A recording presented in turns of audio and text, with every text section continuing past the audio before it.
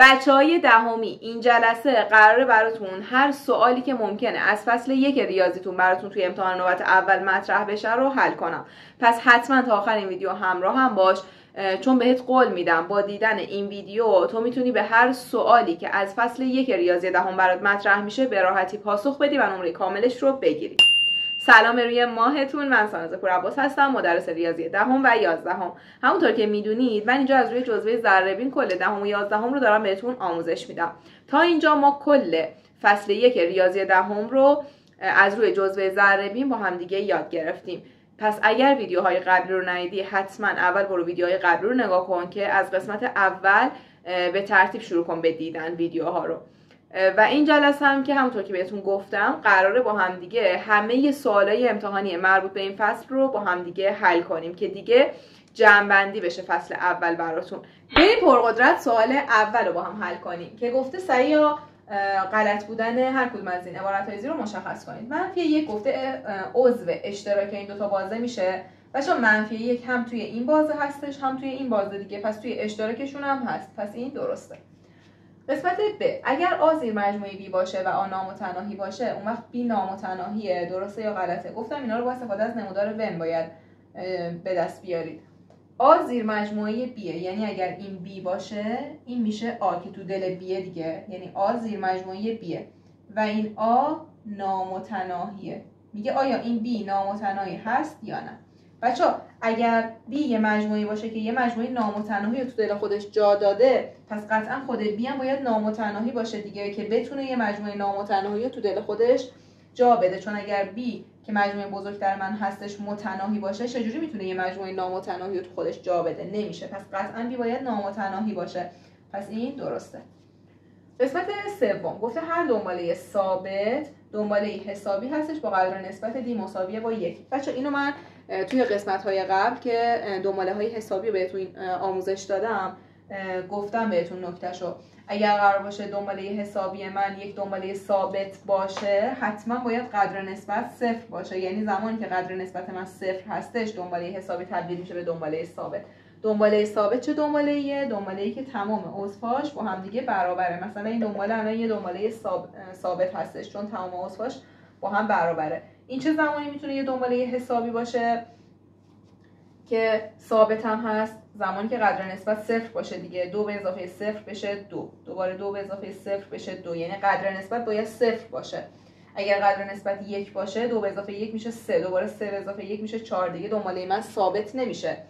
بنابراین اگر قدر نسبت من 0 باشه توی دنباله حسابی اون وقت دنباله تبدیل میشه به دنباله ثابت، پس این غلطه. همونطور که میبینید بچه‌ها تمام نکاتی که من دارم استفاده میکنم برای حل سوالای امتحانی مربوط به این فصل تماما رو من توی قسمت‌های قبلی خیلی کامل بهتون آموزش دادم. پس ازتون میخوام که اگر میخواید فصل اول رو خیلی خوب و مفهومی یاد بگیرید حتما ویدیوهای قبلی رو به ترتیب از قسمت اول شروع کنید به دیدن. اینجوری دیگه هر سوالی بچه‌ها از قسمت یعنی از فصل 1 ریاضی دهم براتون مطرح بشه شما خیلی راحت میتونید بهشون جواب بدید و نمره کاملش رو بگیرید. خب و قسمت آخر این سوال گفته در هر دنباله هندسی حاصل تفاضل هر دو جمله متوالی مقداری ثابته. بچه این غلطه دیگه، چون تو دنباله های هندسی ما ضرب داشتیم، درسته دیگه، تفاضل نداشتیم. این تعریف دنباله حسابی هستش. توی دنباله های هندسی حاصل تقسیم هر دو جمله متوالی مقداری ثابته، نه حاصل تفاضل. اگر اینجا دنباله حسابی میگفت آره درست میشد، اما چون گفته دنباله هندسی پس غلطه، چون توی دنباله های هندسی حاصل تقسیم هر دو جمله متوالی یه مقدار ثابت میشه. این از سوال اول. بریم با هم دیگه سوال دوم رو حل کنیم. سوال دوم از ما خواسته که هر کدوم از این موارد زیر رو با توجه به این اطلاعاتی که به من داده به دست بیارم و به صورت بازه جواب اینا رو بنویسم. مجموعه آ رو گفته بازه منهای 1 تا 4، مجموعه بی رو منهای بی نهایت تا 0، مجموعه مرجع یا همون یو رو به من گفته آره. آر یعنی عدد حقیقی دیگه.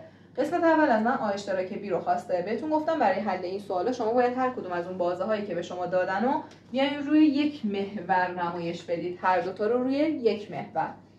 خب بازه آ از منهای 1 تا 4 هستش که هر دو طرف بازه چون بازه، پس ما این دو تا دایره رو تو خالی در نظر میگیریم. پس این مجموعه آ هستش. مجموعه بی گفته از منهای بی نهایت تا صفر. پس از منهای بی نهایت تا صفر، چون اینجا بازه پس دایره من بازم تو خالی میشه.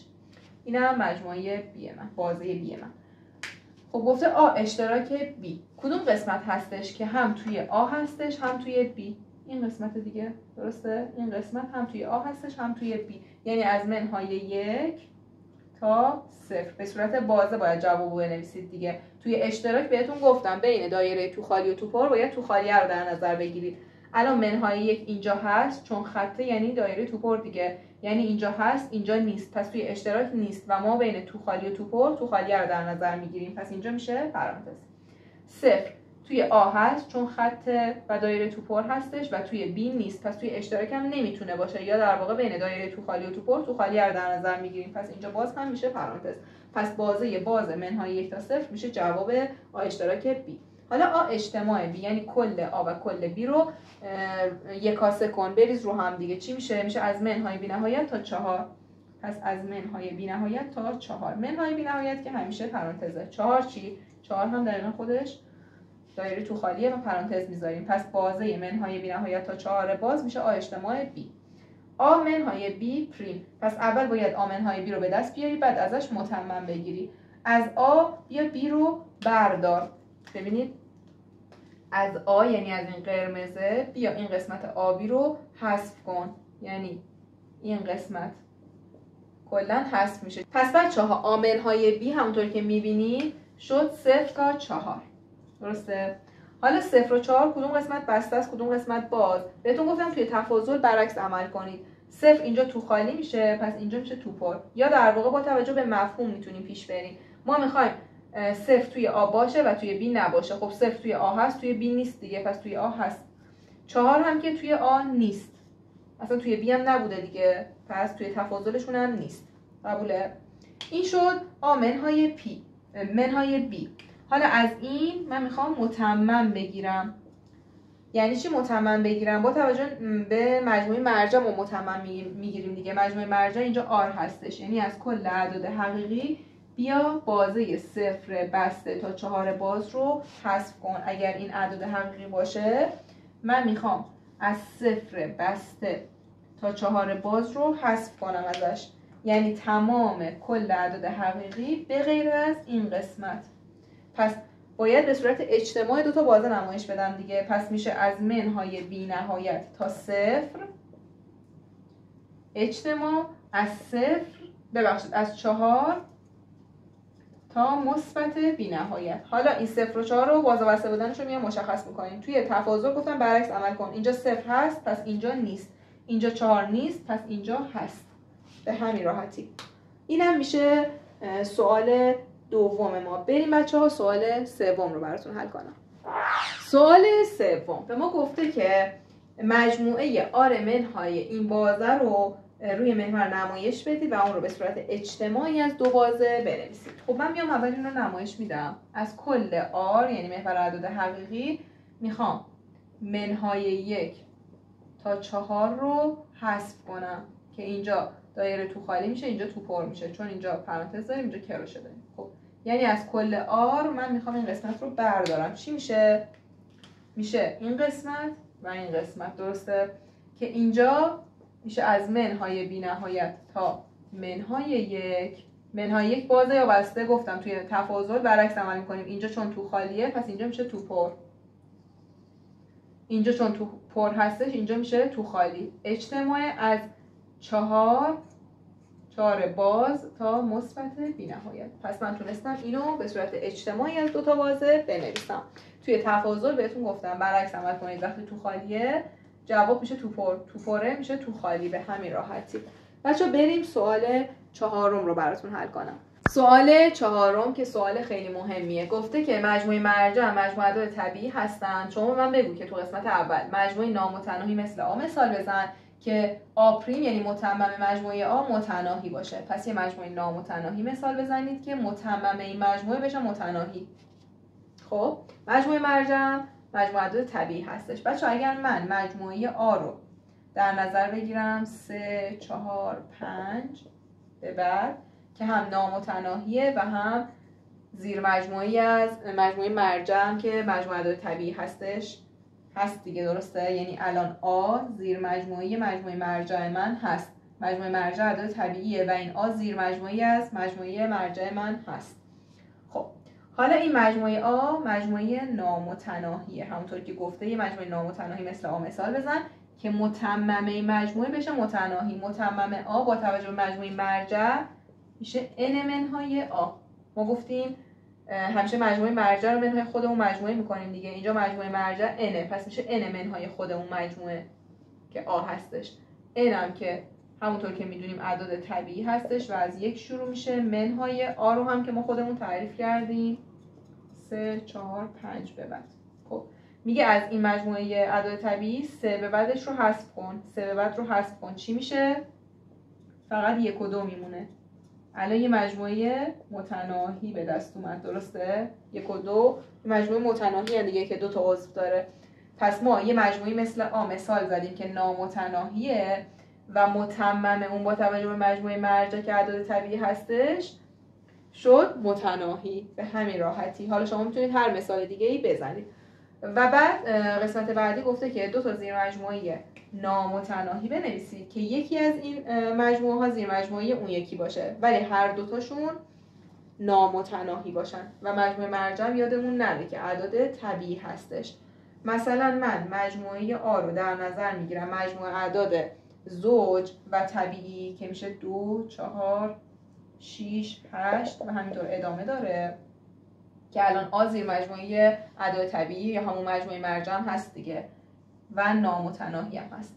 بی رو هم در نظر میگیرم مضارب طبیعی 4 4 1 4 تا 4 2 تا 8 تا 4 3 تا 12 تا و همینطور این ادامه داره. ببینید الان آ و بی هر دو نامتناهی اند و بی که مجموعه کوچکتر من هست همونطور که میبینید زیر مجموعه ای از مجموعه آ هستش. ببینید هر دو تای این مجموعه ها نامتناهی هستند و هر دو زیر مجموعه از مجموعه مرجع من هستند و خودش گفته یکی زیر مجموعه دیگری باشه. الان بی زیر مجموعه آ هستش چون تعداد عضوهای این کمتر از تعداد عضوهای مجموعه آ هستش دیگه، یعنی هر عضوی که اینجا وجود داره توی مجموعه آ وجود داره و بی میشه زیر مجموعه آ و شما میتونید هر مثال دیگه‌ای برای خودتون بزنید. مهم اینه که این شرایطی که سوال بهمون میگه رو باید رعایت کنیم. بچه‌ها بریم سوال پنجم رو با هم حل کنیم. خب بریم سوال پنجم رو براتون حل کنم که سوال خیلی خیلی مهمیه و قطعاً یه همچین سوالی توی امتحان نوبت اول براتون مطرح میشه و کلا بچه‌ها این 9 تا سوالی که من دارم اینجا براتون حل میکنم جزو مهمترین سوالای امتحانی هستش که از فصل 1 ریاضی دهم ممکنه که مطرح بشه و اگر شما میخواید خیلی کاملتر و جامعتر فصل اول رو یاد بگیرید حتما باید برید ویدیوهای قبلی رو به ترتیب از قسمت اول شروع کنید بدیدن دیگه. اینجوری خیالتون راحته که هر سوالی از فصل 1 ریاضیتون براتون مطرح بشه شما میتونید خیلی راحت بهش جواب بدید چون تایم اون ویدیوها هر کدومش بچه‌ها 50 دقیقه و 1 ساعت هستش. خب من خیلی کاملتر هر قسمت رو توضیح دادم دیگه. پس اگر شما میخواید خیلی مفهومی فصل اول رو یاد بگیرید ازتون میخوام که برید ویدیوهای قبلی رو به ترتیب از قسمت اول شروع کنید بدیدن و حتما بچه‌ها جزوه ضربین رو هم تهیه کنید که دیگه وقتتون برای نوشتن هدر نره. بریم سوال پنجم ببینیم چی گفته. گفته در یک کلاس 40 نفری 30 نفر در درس ریاضی و 32 نفر در درس فیزیک قبول شدن. ببینید من گفتم برای حل این سوالا ما باید خلاصه نویسی داشته باشیم دیگه. میگه تعداد اعضای کل کلاس 40 نفرن یعنی مجموعی مرجع من تعدادش 40. گفته کسایی که تو درس ریاضی قبول شدن تعدادشون 30 نفره یعنی اگر من مجموعه آ رو کسایی در نظر بگیرم که تو درس ریاضی قبول شدن تعدادشون 30 نفره و کسایی که تو درس فیزیک قبول شدن گفته 32 نفره یعنی اگر من بی رو مجموعه کسایی در نظر بگیرم که تو درس فیزیک قبول شدن تعدادشون 32 نفره. و بعد گفته اگر 5 نفر در درس ریاضی قبول شده باشن ولی توی درس فیزیک قبول نشده باشن این یعنی کسایی که تو درس ریاضی یعنی آ قبول شدن ولی تو درس فیزیک یعنی بی قبول نشدن. پس یعنی آ قبول شده ولی بی قبول نشده پس میشه آ منهای بی دیگه یعنی n آ منهای بی رو به تو داده 5 و من میتونم از اینجا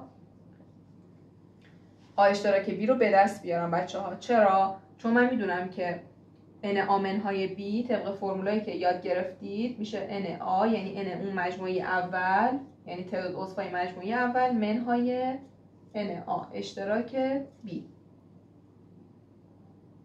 پس NA منهای B، بذارید اینو دوباره بنویسم. پس NA منهای B رو من میدونم میشه N مجموعه اول منهای N یا تعداد اعضای اشتراک دوتا مجموعه. خب N منهای B رو که دارم که 5 خودش بهم داده، NA رو هم دارم که 30.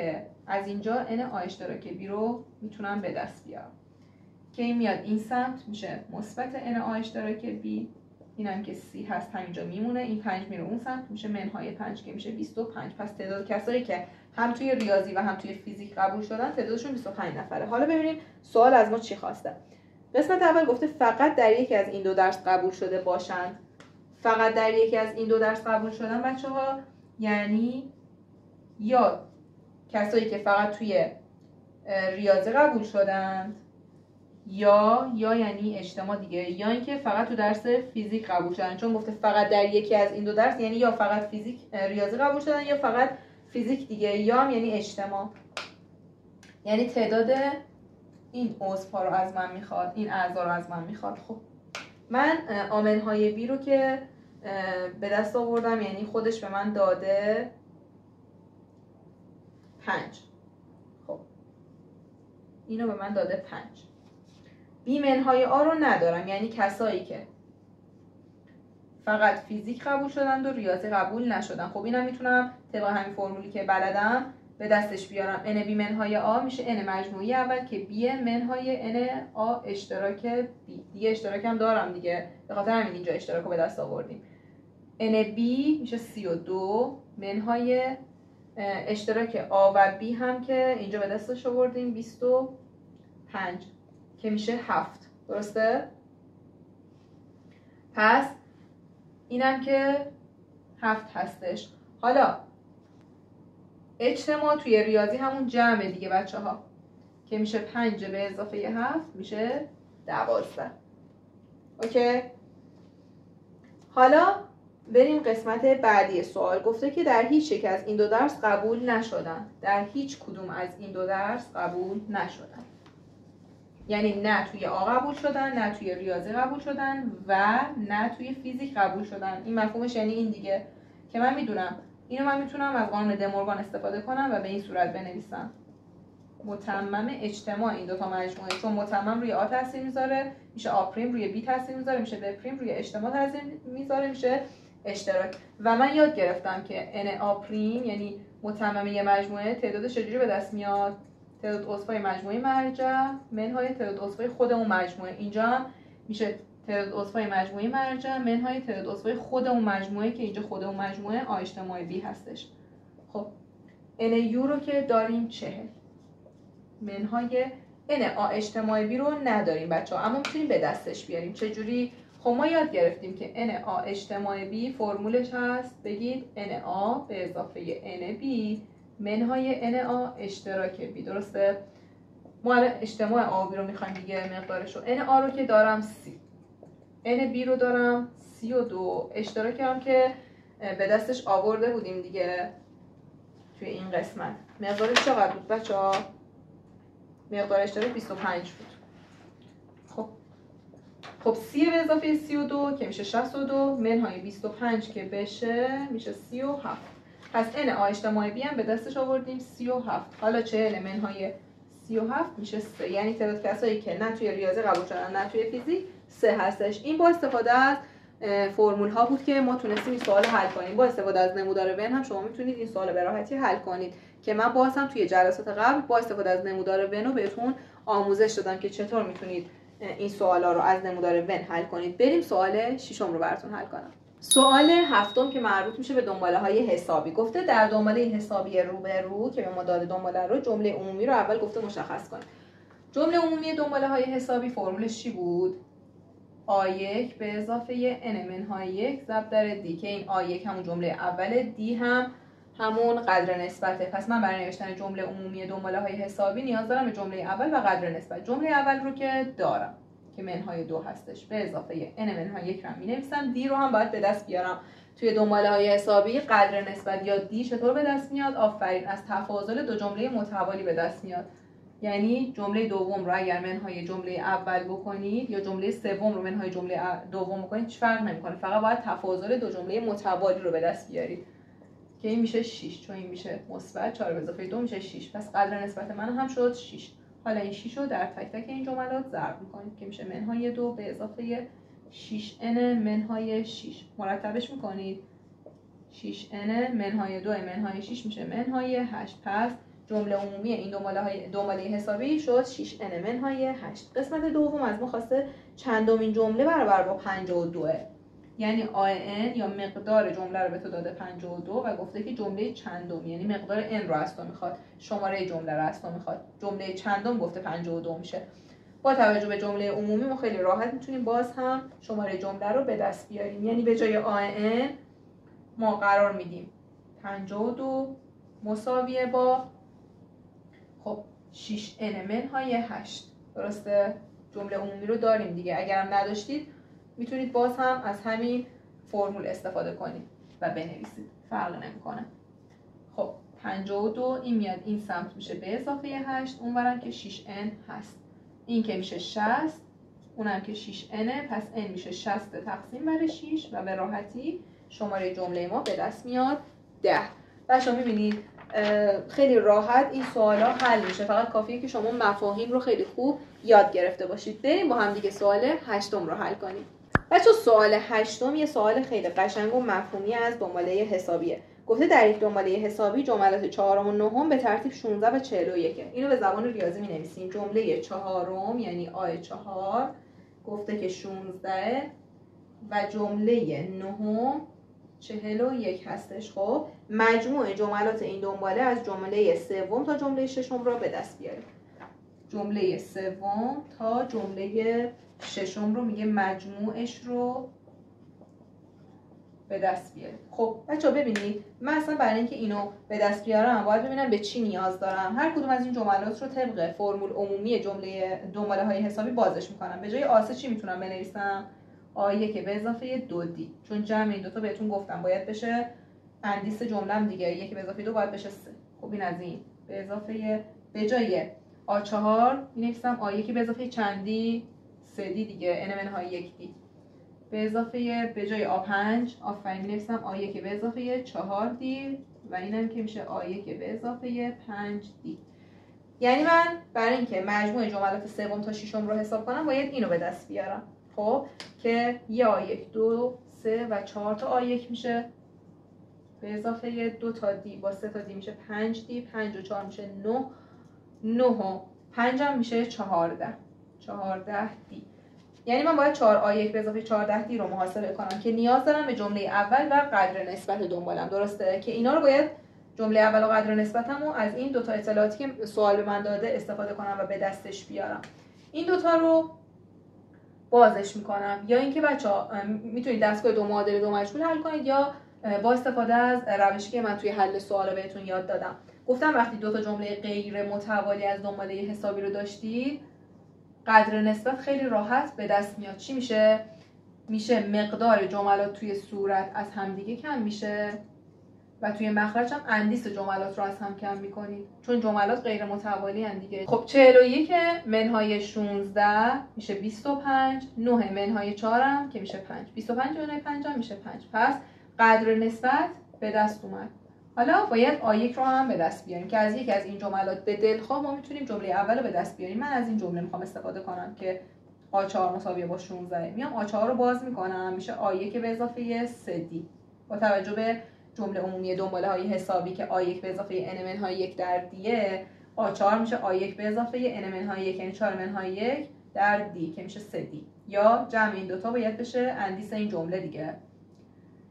خب A1 میخوامش به اضافه 3 برابر دی رو هم که به دست آوردم 5 مساویه با مقدار A4 هم که 16. خب پس میشه A1 به اضافه 3 5 تا 15 که مساویه با 16. از اینجا A1 به دست میاد میشه 16 منهای 15 که میشه 1.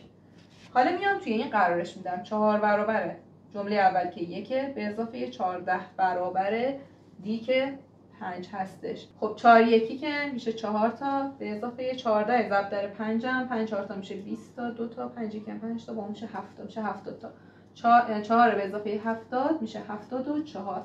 یعنی مجموع جملات سوم تا ششم این دنباله حسابی برابر است با 74. پس چی شد؟ من این اطلاعات رو از مسئله داشتم، به من گفته بود جمله سوم تا جمله ششم رو مجموعش رو میخوام به دست بیاری. من اومدم هر کدوم از این جملات رو باز کردم طبق فرمول عمومی جمله دنباله های حسابی و بعد به 4 آ1 منهای 14 دی رسیدم. گفتم که باید آ1 یعنی جمله اول و قدر نسبت رو داشته باشم که اومدم با توجه به این دوتا به دستش آوردم جمله اول و قدر نسبتم. و قدر نسبت چون جملات غیر متوالیان اینطور به دست میاد که بهتون آموزشش رو دادم. گفتم مقدار جملات رو از هم توی صورت کم کن، اندیس جملات رو هم توی مخرج از هم کم کن که اینجا قدر نسبت 5 به دست میاد. حالا یکی از این جملات رو به دلخواه میای باز میکنی دوباره و ازش جمله اول یا همون آ1 رو به دست میاری و اینجا قرار میدی و خیلی راحت سوال حل میشه. و بچه ها بریم سوال آخر این قسمت رو با هم دیگه حل کنیم. و اما سوال آخر گفته بین دو عدد 32 و 81 4 تا واسطه هندسی درج کنید. واسطه هندسی. خب تو دنباله های هندسی بهتون گفتم که یا میتونید از فرمول R به توان M به اضافه 1 به روی B اوم در واقع قدر نسبت رو به دست بیارید، چون ما الان نیاز به قدر نسبت داریم دیگه برای اینکه این واسطه های هندسی رو بنویسیم بین این دو تا عدد. اگر قدر نسبت رو داشته باشیم میدونم الان این عدد ضرب داره چه عددی میشه که این عدد به وجود میاد، پس نیاز به قدر نسبت هم دارم که گفتم فرمولش اینه R به توان تعداد واسطه هندسی که از تو میخواد به اضافه 1 مساویه با جمله آخر تقسیم بر جمله اول. یا اینکه گفتم بگید که این جمله اولمه، اینم جمله چندم هم میشه 2 3 4 5 6 این جمله ششم هم میشه و من دو تا جمله غیر متوالی از یک دنباله هندسی رو الان دارم دیگه مقدارهاشو و میتونم خیلی راحت قدر نسبت رو به دست بیارم. چجوری؟ گفتم این دو تا جمله رو بر هم تقسیم کن و اندیس این جملات رو از هم کم کن، بنویس توی توان آر 6 منهای 1 میشه 5. اینجا معلوم از این فرمول بریدم همین میشه آر به توانه، چون 4 تا واسطه هندسی از من خواسته پس میشه 4 به اضافه 1 میشه 5. 81 تقسیم بر 32 سوم. هیچ فرقی نمیکنه بچه‌ها. از هر دو مدلش من کلی براتون توی جلسات قبل سوال حل کردم. خب پس آر به توان 5 مساوی میشه با به این یه مخرج 1 میدم که بتونم دور در دور نزدیک در نزدیک کنم. پس توی صورت میشه 3 ضرب در 81، توی مخرجم میشه 32 ضرب در 1 که میشه 32. 3 ضرب در 81 که میشه 243 32. پس آر به توان 5 شد 243 32. الان من باید این دوتا عدد رو بر حسب یه عدد تواندار با توان 5 بنویسم، چون توی اعداد تواندار گفتم باید اینجوری کار کنید دیگه، بلد باشید که 243 میشه چه عددی به توان 5؟ میشه 3 به توان 5 بچه‌ها. یا اینکه ما چون میدونیم که 243 بر 3 بخش پذیره دیگه، چون مجموع ارقام بر 3 بخش پذیره، 2 4 میشه 6 6 و 3 میشه 9، پس بر 3 243 بخش پذیره. میام تجزیهش میکنم، بر 3 که تقسیم بشه میشه 81، دوباره بر 3 میشه 27، دوباره بر 3 میشه 9، دوباره بر 3 میشه 3 3 میشه 1، پس میشه 3 به توان 5. درسته؟ توی مخرج هم 32 رو باید بلد باشی که میشه 2 به توان 5. یا بلد نیستی میگی 32 بر 2 بخش پذیره چون یکانش زوج دیگه، پس میری تجزیهش میکنی، بر 2 میشه 16، بر 2 میشه 4، بر 2 میشه 2، بر 2 میشه 1، میشه 2 به توان 4. ببخشید اینجا رو اشتباه کردم بچه‌ها. بر 2 میشه 8، بر 2 میشه 4، بر 2 میشه 2، بر 2 میشه 1، میشه 2 به توان 5. خب این توان 50 چون با هم برابرن پس یکی از پایه ها رو می‌نویسم، یعنی پایه رو می‌نویسم، یکی از توان ها رو اینجا می‌نویسم که میشه 3 دوم به توان 5، چون توان ها با هم برابر بود دیگه. پس الان من دارم آر به توان 5 که میشه 3 دوم به توان 5، چون توان ها با هم برابره پایه ها هم قطعاً با هم برابر خواهد بود. پس از اینجا خیلی راحت قدر نسبت من به دست اومد که 3 دوم هستش، پس هر جمله در 3 دوم ضرب شده، چون دنبالم هندسیه دیگه. پس 32 سوم ضرب در 2 که 3 دوم که بشه این 3 با این 3 ساده میشه 32 دوم که میشه 16. دوباره این ضرب در 3 دوم میشه و جمله بعدی به دست میاد که این 2 با این 16 ساده میشه که میشه 8 8 تا میشه 24 تا. دوباره این ضرب در 3/2 میشه که این 2 با این 24 ساده میشه که میشه 12 ضرب در 3 میشه 36 و این دوباره ضرب در 3/2 میشه که این 2 با این 36 ساده میشه که میشه 18 ضرب در 3 هم که 3 8 میشه 54 و این دوباره ضرب در 3/2 میشه که ببینید 54 ضرب در 3/2 این 2 با این 54 ساده میشه که میشه 27 ضرب در 3 هم که میشه 81 و کاملا درسته.